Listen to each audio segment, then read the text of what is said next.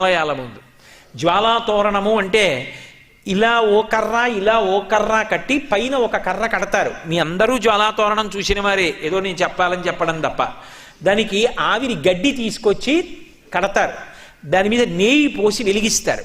వెలిగించి ఆ మంట అంటుకోవడం ప్రారంభం అవగానే పల్లకీలో పార్వతీ పరమేశ్వరుల యొక్క ఉత్సవమూర్తులను ఉంచుకొని ఆ మంట కింద నుంచి 3 మార్లు వెళ్ళొచ్చేస్తారు. ఎందుకు అలా పెడతారు జ్వాలాతోరణం కింద నుంచి అంటే, జీవి అనేకమైనటువంటి పాపములను చేసి శరీరం విడిచిపెట్టిన తరువాత పరిగెత్తి పరిగెత్తి పరిగెత్తి పరిగెత్తి పరిగెత్తి దాహంతో చిట్ట చివర ఆ యమసదనానికి వెళ్ళినప్పుడు మంటలతో ఉన్నటువంటి తోరణం కింద నుంచి లోపలికి వెడతాడు అని శాస్త్రం హక్కు. శాస్త్రం కదా ప్రమాణం. నాకు నచ్చిందండి నచ్చలేదండి అని చెప్పడానికి కాదది. తస్మాత్ శాస్త్రం ప్రమాణంతే కార్యాకార్యం వ్యవస్థితౌ. నీ